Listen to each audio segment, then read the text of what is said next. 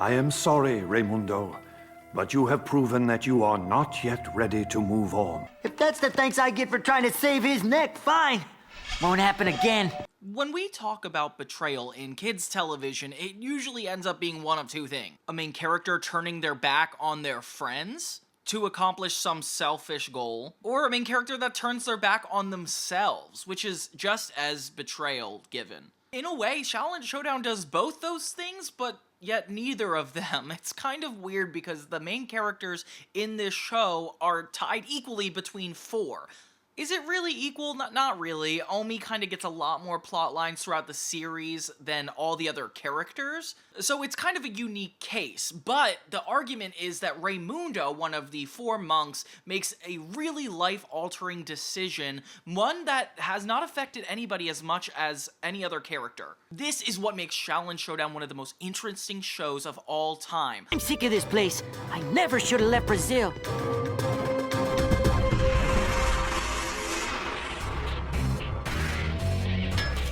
Raimundo's turn to the dark side, it's a slow building, larger arc that technically changes the events of Xiaolin Showdown forevermore. Raimundo tends to be the joking character, not taking anything seriously, almost out of deflection to keep his emotions deep down, and it always ends up biting him in the butt, literally so much in season 3, and it sets up this cycle of selfishness that ends up translating to full-on evil, breaking the bounds of what it's like to be a good character versus an evil character, something that Xiaolin Showdown likes to explore a lot, always ignoring the central plot of the episode to do his own thing. One of the most noticeable moments is when he loses a wind Shen Gong Wu, which is his own element, to the evil villain in episode 5. Episode 5 is called Shen Yibu, and it's when essentially Raimundo feels so much shame toward his failure that he devotes himself to try to make up for it and learn all the rules that come with future Shen Gong Wu, which is a really interesting and nice character moment for him. Although I would argue he kind of does this out of selfishness, isolating himself from the rest of the monks. Sure, in the end, he comes out on top, wins the Xiaolin Showdown against Tubby Mora, and all lessons are learned. Should have done your homework. But really, it's just his own private journey that he refuses to let the other monks in on. And this pattern doesn't really end. When Raimundo goes through stuff, he keeps it within himself, not sharing it with the other monks. This character flaw shapes a lot of his plot lines throughout the entirety of Season 1, slowly building to a 4-part episode in which he turns the tables on everybody. I didn't know you could do that. No, you didn't. At first, this didn't air as a 4-part episode. No, so the Season 1, Episode 12, Mala Mala Jong, is about this giant major villain that we've been waiting all season on expecting comes to life. And this guy is made out of all Shen Gong Wu, and he is all-powerful, known as the biggest villain so far. Mala Mala Jong is an ancient demon warrior, powerful, deadly, and invincible. Cool. And they committed to this even after the show moved on past this villain. Literally, he is the final boss of the Xiaolin Showdown video game, which, oh my god, that's a whole conversation in itself. But the point is, he's seen as a really intense character. But the episode stays to this Monster of the Week 20-minute plot. So while we're waiting this entire season to see who Mala Mala Jong is, have him finally come to life, there's something a little bit more important that comes out of the episode, is that the true villain isn't necessarily Mala Mala Jong, but it's Raimundo. Oh yeah. So the Mala Mala Jong episode is all about the 4 monks dealing with this giant impeding danger that even Master Feng is too scared to talk about. It feels like it's all about Omi's episode because he's the one that loses the heart of Jong and makes this character come to life. Omi, which Shen Gong Wu did you lose? The heart of Jong.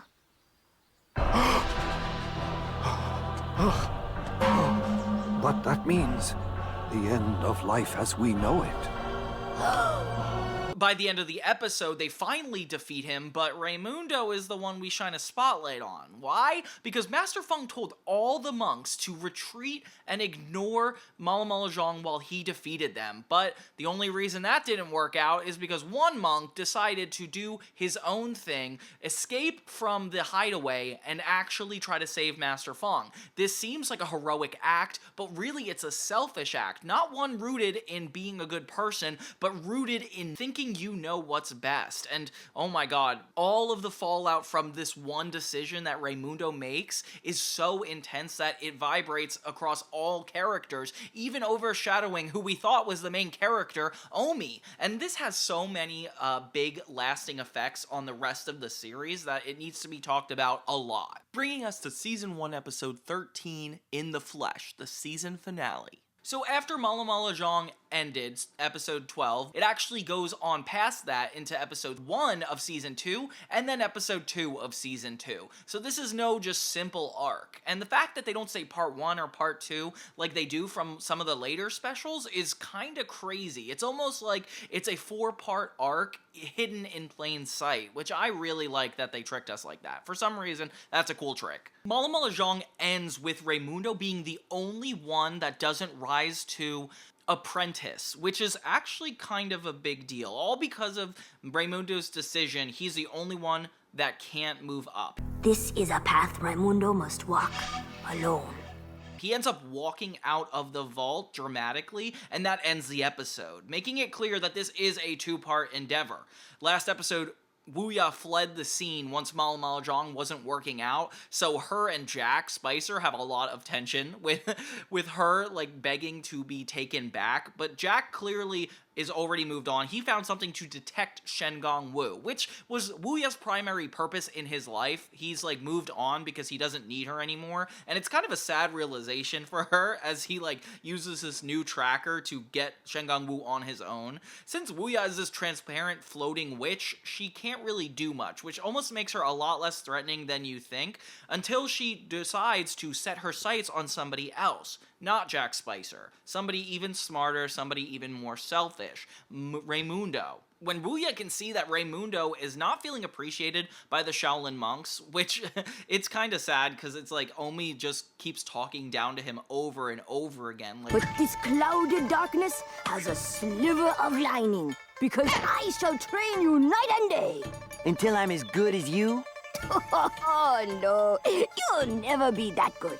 But with my guidance, you may become adequate. I would run away if I were him too. It's so frustrating.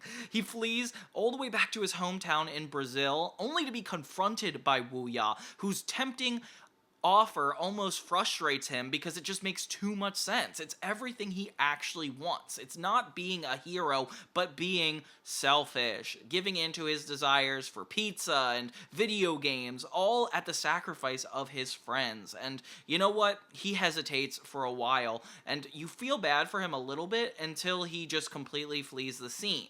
Then you just assume everything is going to go back to normal. The new Shen Gong Wu, the reversing mirror, reveals itself, which is a really interesting Shen Gong Wu, allowing the ability to reflect any power that another Shen Gong Wu has. So it leads to a lot of really interesting scenarios. At first, it doesn't seem like a super impressive Shen Gong Wu until Raimundo inserts himself into the battle, fighting Jack Spicer for it.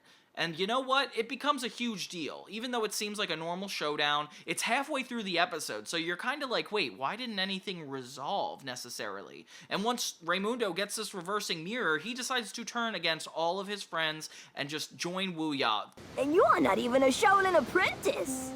You're right, Omi. I'm not. So, where do you want him? Huh? What? Pardon me? Hey! Oh boy. Given into the temptations that he was offered earlier. And it's so sad and heartbreaking watching the monks just not know what to say, and even Jack Spicer laughing at them for his turn on them. Immediately, Raimundo isn't super in a good mood about this. He almost regrets it immediately, but you can't really tell. He's good at prioritizing his own needs above other people, and once he sees that Wuya keeps his best intentions, he goes full in on the plan. The heartbreaking part is when he actually breaks into the Shaolin temple. Omi is kind of in denial throughout this whole episode, thinking that Raimundo can never possibly do something. And you see that that's kind of what makes him a good character, is he's so uplifting and optimistic about everybody's intentions. It almost invites a lot of good energy. But Raimundo is the opposite of him in this scenario, where it's like they're fighting back to back. So Raimundo pretty much assaults all the monks trying to get the serpent's tail. Only one Shen Gong Wu, which is kind of weird, but there's a really awesome action sequence. Up until this point, we only see the main characters fighting villains, but to see them fighting each other just enters a whole new vibe.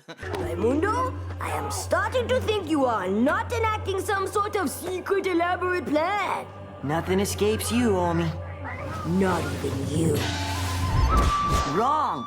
Once Omi finally realizes that he's up to no good, he tries to take him down, but the monks lose all around, and it's just so sad. There's a depressing shot of them looking into the distance, and oh my god, it breaks my heart. Raimundo really has betrayed us.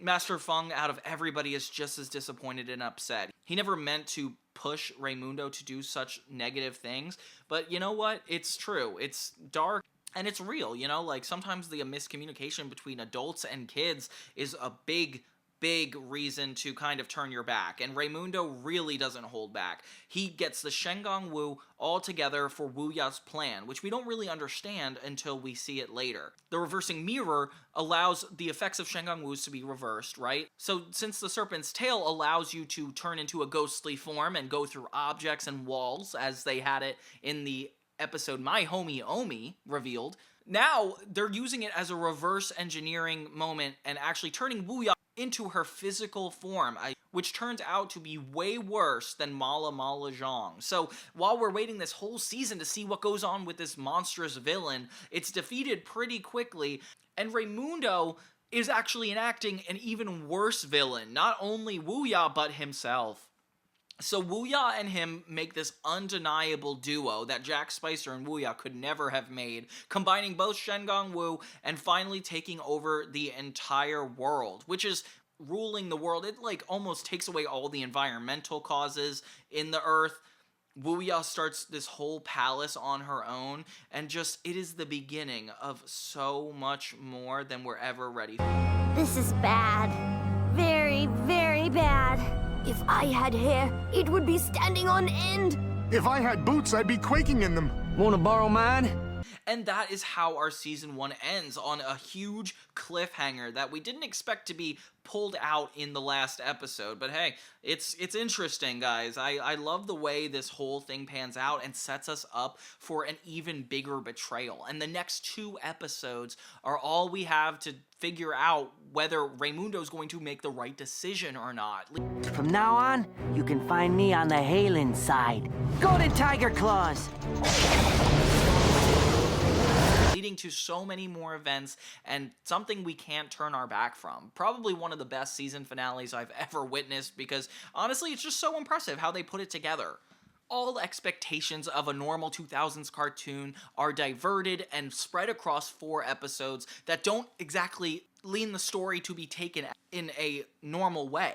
So not only did they have this one character make the turn of a lifetime, but they had this lore remodeled for the rest of its show. And yeah, it just kind of breaks my heart seeing Omi, Raimundo, Kimiko, and Clay break up in such a enormous way that we don't even have time to focus on the emotions of it all, because all of their actions are leading to everything going on. And if there were ever a arc in Xiaolin Showdown that could last as long, it's only this one, Raimundo. Even when Omi turned evil, it only took up like 3 episodes. But this one, it's just so hard to get over, and the betrayal you don't only feel as a monk, but you feel it as the viewer, and everything about it is just full-on heartbreaking. But hey, that's what makes these shows so interesting. That's what makes 2000 cartoons so much better than most media you could come across, even nowadays. Like, these kinds of things are so good. It reminds me of Teen Titans when they did that whole multi-episode story arc with Beast Boy, and then they had one with Raven. Like, they really got to explore a lot. And Xiaolin Showdown